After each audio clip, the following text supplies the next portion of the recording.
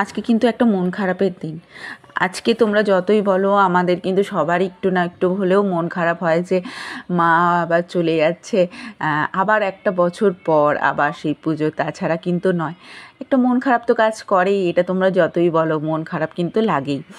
আজ সকাল থেকেই ভাবছিলাম যে আসবো কি না, এই দোলা বিসর্জন হবে, একটু দেখলেও ভালো লাগে, তো সেটার জন্যই আর কি। আর তাছাড়া সকাল থেকে একটু হালকা হালকা বৃষ্টিও পড়ছিল, তো সেটা ভেবেই ভাবছিলাম যে কি করব।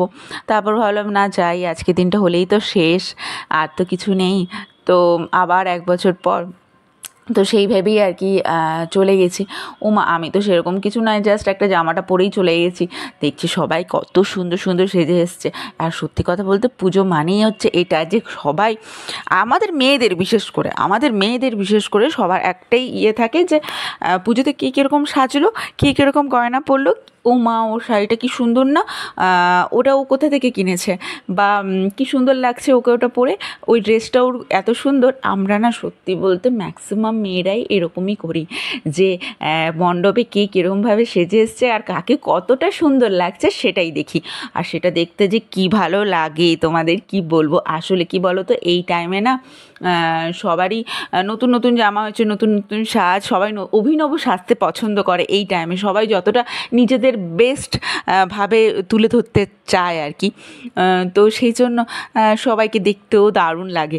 সেই আমার তো মনে হয় সবাইকে একবার করে দেখি কে কীরকম সেজেছে, খুব সুন্দর লাগছে, খুব সুন্দর লাগছে, মানে এরকম আর কি। কোথাও ঘুরতে না গিয়ে যদি আমাকে একটা মণ্ডপে বসিয়ে দেওয়া হয় যে আমি শুধু দেখবো কে কীরকম সেজেছে, আসছে সবাই দেখছি, এরকম যদি হয় তাহলেও কিন্তু মনটা বেশ ভালোই হয়েছে। যাই হোক, শুধু আমার কিন্তু নয়, সবারই কিন্তু এটা হয়, কারণ সবাই দেখতে খুব ভালো লাগে তাই।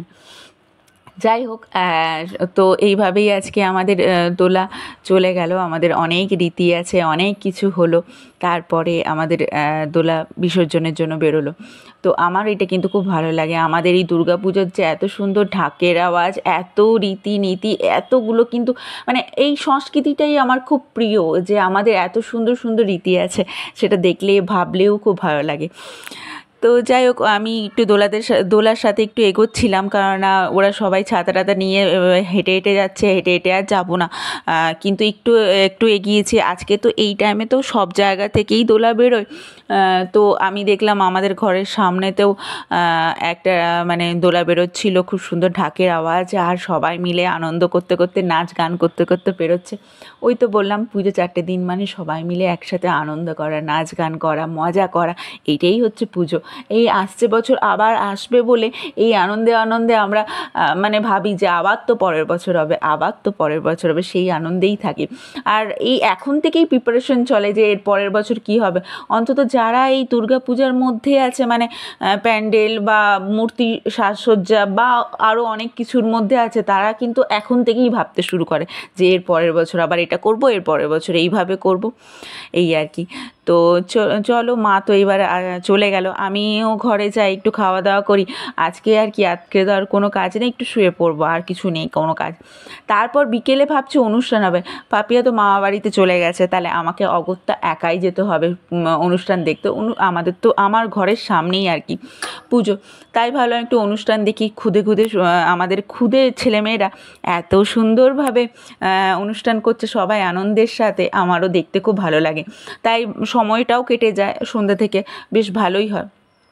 তো ওদের নাচ গান দেখছিলাম, আর সেই মুহূর্তে আবার বৃষ্টি পড়ছে, কি বলবো তোমাদের, এত মাঝে মাঝে একবার করে বৃষ্টি পড়ছে জোরে জোরে, আবার একবার করে থেমে যাচ্ছে। এইরকমভাবে কোনো অনুষ্ঠান দেখা যায়? কি অবস্থা! আমরা দেখো সবাই মন্দিরে প্যান্ডেলের ভিতরে চলে এসেছি, কেউ ছাতা খুলেছে, আমি তো ছাতাটাও নিয়ে যাইনি, এমন অবস্থা না। বিজয়া, আর শুভ বিজয়ার অনেক প্রীতি ও শুভেচ্ছা তোমাদের সবাইকে। তোমরা ভালো থেকো, সুস্থ থেকো, দেখা হচ্ছে আবার নতুন ব্লগে। টাটা।